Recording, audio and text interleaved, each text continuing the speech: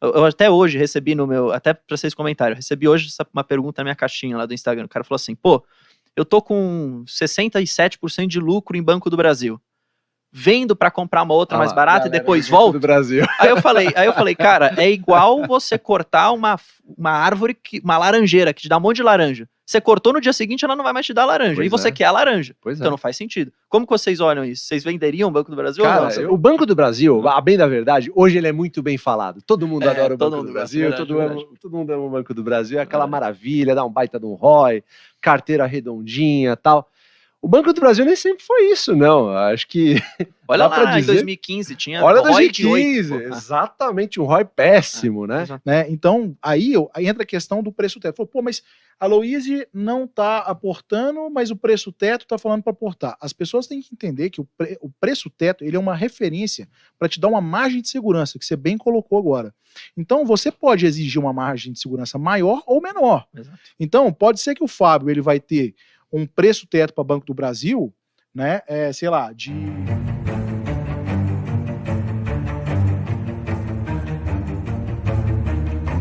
Agora, é difícil, às vezes, um cara que tá olhando com esse foco previdenciário, que vocês tanto divulgam também, falar, pô, vou vender aqui para comprar outra. Eu até hoje recebi no meu, até para vocês comentarem, eu recebi hoje uma pergunta na minha caixinha lá do Instagram. O cara falou assim, pô, eu tô com 67% de lucro em Banco do Brasil. Vendo pra comprar uma outra mais barata e depois volto. Do Brasil. Aí eu falei, cara, é igual você cortar uma árvore, uma laranjeira que te dá um monte de laranja. Você cortou, no dia seguinte ela não vai mais te dar laranja. Pois e você quer a laranja. Então não faz sentido. Como que vocês olham isso? Vocês venderiam o Banco do Brasil ou não? Não, jamais. Eu sou acionista do Banco do Brasil desde 2008. Então você passou por maus momentos também. O Banco do Brasil, a bem da verdade, hoje ele é muito bem falado. Todo mundo adora o Banco do Brasil, todo mundo ama o Banco do Brasil, é aquela maravilha, dá um baita de um ROI, carteira redondinha e tal. O Banco do Brasil nem sempre foi isso, não. Acho que... Olha lá, em 2015 tinha ROI 2015, de 8. Exatamente, um ROI péssimo, né?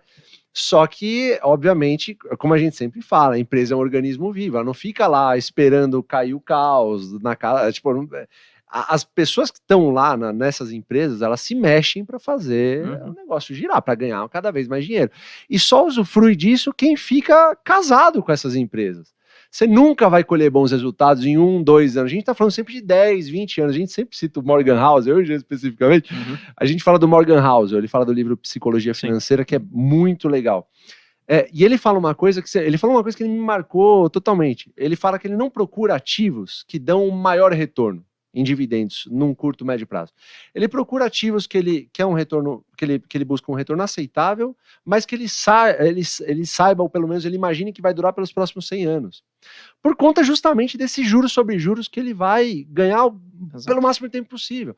Quando essa pessoa que te perguntou isso, assim, quando ela ameaça vender a ação, ou ela quer vender porque ela provavelmente é nova no mercado, ou ela não tem uma estratégia bem definida, ela pode até ser que ela venda, a ação caia, ela vai lá e recompra, pode dar tanta coisa errada.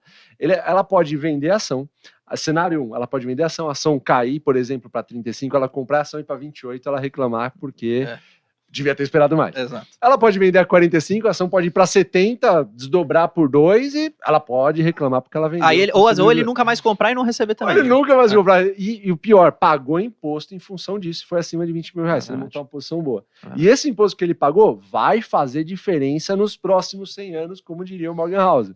Então você vai deixando de pagar esse imposto, você só tira a ação boa do mercado e vai acumulando, é isso que vai fazer você se aposentar em algum momento, né? Só que a galera fica excitada, né? Principalmente os novos investidores aí, eles encaram... A pior coisa que pode acontecer é alguém comprar e a ação subir, principalmente para o iniciante. O cara compra, a ação sobe, sei lá, 50%. Ele não sabe o que fazer, ele não tem estratégia, ele tá excitado porque, puta, subiu pra caramba, ele não sabe o que ele faz, se ele vende e sobe, ele fica maluco, se ele não vende e cai, ele fica maluco. Então, a gente respeita todo tipo de estratégia. Se o cara quer ser day trader, tudo bem. Se ele quer comprar Bitcoin, tá tudo certo. Se ele quer investir em tesouro direto, tá tudo certo. Mas a gente tem plena convicção de que a nossa estratégia vai fazer você deitar na cama à noite e vai dormir tranquilinho. Sabe por quê? Porque se você se cadastrou no RI das suas empresas, elas vão lá dar a data do dividendo, você vai lá, vai receber, vai recomprar. E assim tem que ser a bolsa, é investimento de longo prazo. É A verdade. pessoa que está querendo ficar rico do dia para noite, vai empreender talvez, né? Não, bolsa não é o lugar. É exatamente. Acho que essa E tem pegada. só mais uma coisa interessante, que é o seguinte, a estratégia, quem segue a estratégia, ela naturalmente ela vai ter momentos de rentabilidade muito alta. Isso vai acontecer de forma natural. Isso não é objetivo nosso em nenhum momento, mas vai É acontecer. a consequência, na verdade, É a de ter consequência. boas empresas. A consequência, isso vai acontecer. Igual aconteceu com o Banco do Brasil e muitas pessoas que foram comprando lá nos 29, 30, por aí vai, então chegaram lá, bateu 50 prata, o cara começa a coçar a mão. E o que acontece muitas vezes? Os que vendem o ativo, né, ele tem que pegar, ele tem um volume normalmente grande de grana, né, e ele precisa realocar isso. E aí é o momento que começa a ter problema, porque ele vai realocar aonde? É difícil você conseguir um alinhamento dos astros para você pegar uma empresa boa que você conhece e realocar esse dinheiro na empresa boa que você conhece, que é boa pagadora de dividendo.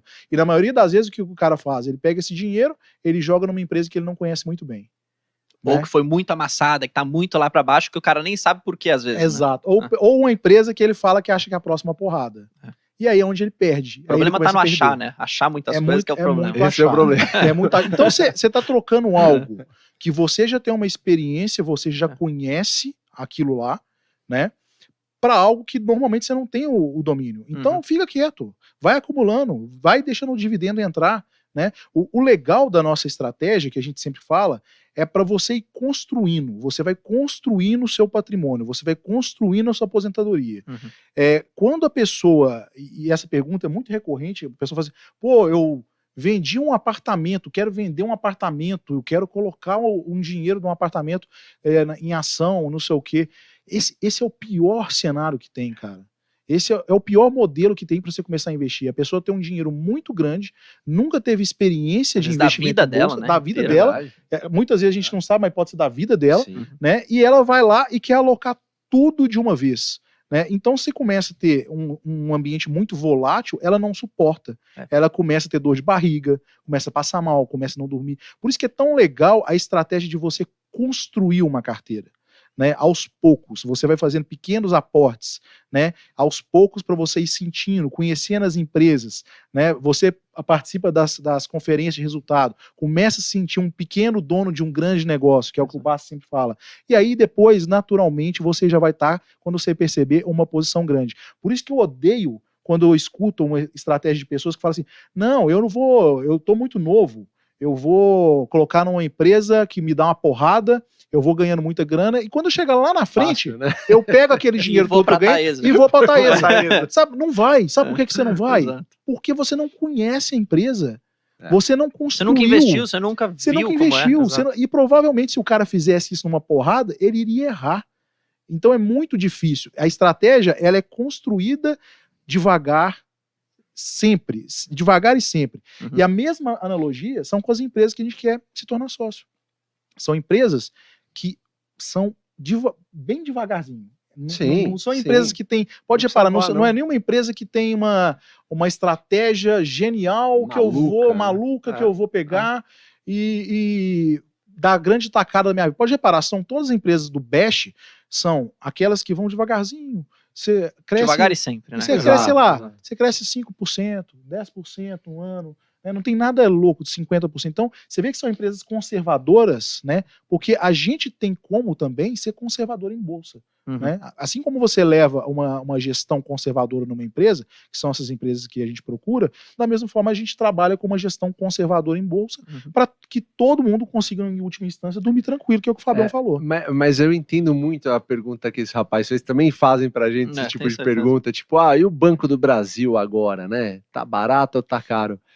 Tem um negócio chamado memória de mercado, que é uma coisa que assombra os investidores, e não importa quanto tempo você tem de bolsa. Eu tenho 20 anos de bolsa e assombra todo mundo. E fica preso no preço médio, às vezes. Exatamente. Meu preço médio, meu Deus. E o cara para de comprar, às vezes. Exato. Então, assim, minha experiência com o Banco do Brasil, fiquei 3 anos só comprando o Banco do Brasil, não fiz mais nada. Era Banco do Brasil, tava barato, eu tava vendo que tava barato, beleza. Hoje, a ação do Banco do Brasil, ela parece estar cara. E, de acordo com a minha memória de mercado, é óbvio que eu vou achar que tá caro. Eu comprei nos 25, 26, 27, 25, 26, 27. Agora tá 47, 48 no momento que a gente tá gravando aqui.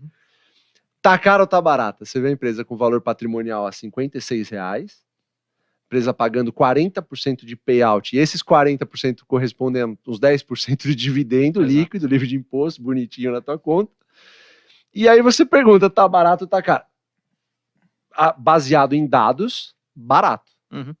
Baseado na tua memória de mercado, super caro. Super caro, exato. E o que você faz? Então, assim, vai de você elevar essa memória de mercado e assumir que você realmente ainda está pagando uma empresa barata, que te dá um fluxo constante de dividendos, que é muito importante para o investidor, pessoa física, que está começando. Cara, receber dividendo de 2 em 2 meses, ela paga acho que 8 vezes. 8 vezes. Em 12 meses do ano, ela paga 8 vezes. 8 anúncios. Exatamente. Então, assim, muito importante esse tipo de coisa. Então, assim, você vai comprar 47. Se você for ver pelos dados, pelo que ela apresenta, baseado no que a gente gosta de olhar para banco, valor patrimonial, ROI, ela tá barata. Exato. Ela tá barata. Agora, a memória de mercado acaba influenciando, e não deveria influenciar principalmente quem está começando. Então, a gente sempre, assim, a nossa história diz que a gente conseguiu prosperar na Bolsa em função do hábito de manter aportes regulares. Então, assim, a gente é muito disciplinado nisso. Foi no começo, hoje talvez a gente se dê o luxo de não aportar todos os meses para esperar uma coisa ou outra, baseado em feeling, baseado em alguma coisa que a gente desenvolveu. Agora, a pessoa que está começando, ela não tem o hábito. Cara, olha como é engraçado. Você criar o hábito de ir na academia, talvez você crie um hábito em 3 meses. Na Bolsa, não é 3 anos para você criar o hábito. Na Bolsa são 5, 7, 9 anos para você criar o hábito, porque é um negócio que você vai fazer para o resto da sua vida. Então é muito mais difícil esse hábito aplicado em Bolsa de Valores do que aplicado em qualquer outra coisa que você vai fazer na tua vida. Né? Então a gente, o que eu acho que eu diria para essa pessoa? Baseado em números, está barato. Vai comprar? Eu acho que é uma boa opção para você estudar, para você analisar. Tem que ver o que a pessoa aceita. Uma coisa que eu uma vez falei pro pessoal que, enfim, tava meio nessa pergunta. Aí primeiro, eu falei, cara, o que você, na minha visão, tá? Vocês podem me corrigir se vocês acharem que eu tô errado. O que eu me importo mesmo é na conclusão de toda a minha análise, que para mim é o preço teto que eu tenho. O preço teto, para mim, é a conclusão de tudo. Você analisou a empresa, você viu as vantagens competitivas, os riscos, as oportunidades, você fez aquilo, você estipulou quanto vai pagar dividendo, você fez a sua projeção, ou você usou o médio, se você quiser, fez uma coisa meio junta, enfim. Terminou, você tem o preço teto.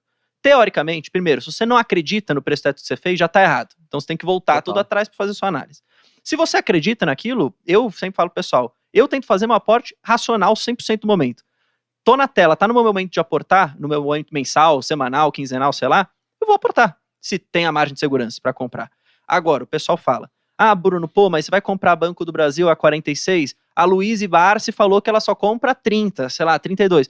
Aí eu tento explicar da minha forma, falo, cara, mas ela pode se dar ao luxo de fazer isso porque ela já tem uma posição de Banco do Brasil muito relevante, que já gera uma boa renda. Você que está começando, você pode ficar anos sem aportar, aí você nunca vai ver o dividendo entrar, você nunca vai ver a carteira crescer. Eu acho que tá perfeito. Então acho que faz sentido, na minha opinião, tá? É o que eu falo pro pessoal que me acompanha. Eu acho que tá perfeito a sua colocação, e ainda digo mais, por exemplo, se a gente pegar o preço teto médio de Banco do Brasil já para o ano que vem, quando virar o ano que você faz os preços teto de 6 anos, a média, vai dar próximo de R$48, que é o preço de hoje. E aí? Então, exato. Né? Então, aí entra a questão do preço teto. Falou, mas a Loise não está aportando, mas o preço teto está falando para aportar. As pessoas têm que entender que o preço teto ele é uma referência para te dar uma margem de segurança, que você bem colocou agora.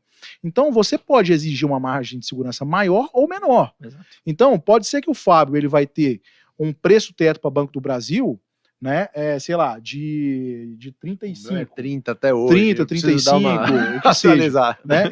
Então, assim, só que a gente sabe, de acordo com os dados que nós temos, pegando uma média conservadora, você tem uma margem de segurança. Exato. Né? Então, aquela pessoa que está começando, ela tem que olhar para esse teto. Não tem que realmente ficar, porque o Fábio falou, o Jean falou, o Bruno falou. Não é isso. A pessoa precisa começar a criar aquele modelo para depois ele ter a opinião de referência de mercado de qual a margem adequada para aquele ativo que ele está comprando. Né? E isso você vai construindo só com o tempo. É o que o Fabião falou, é 1 ano, 2 anos, 3 anos, e aí você vai ganhando casca até que você consiga ter o seu preço teto de referência, e você sabe que o máximo para pagar, né, seria, por exemplo, R$48 no médio. Mas eu quero uma margem de segurança maior, então eu vou pagar 40, e tudo bem. Né? Então, por isso que cada um vai ter o preço. O preço teto, ele não é algo único para todos. Ele é uma referência Exato. como margem de segurança. E é nisso que as pessoas confundem muitas vezes. Não, e se der o luxo de ter menos margem de segurança quando você tá começando, eu acho. Exato. Eu acho Porque que faz senão você sentido, nunca sim. vai aportar, pô. E tem é a bom a questão do consistência. hábito. E você cria o hábito, exato. Sim. Exato. Você sabe que tem uma coisa que eu faço pra mim que talvez ajude a galera que tá nos assistindo aí. Eu sempre penso, se eu comprar a 47 e ela cair pra 25, eu vou querer comprar mais? Se a resposta for sim, tá aí. Acho que é um bom começo. Exato, é verdade, é verdade.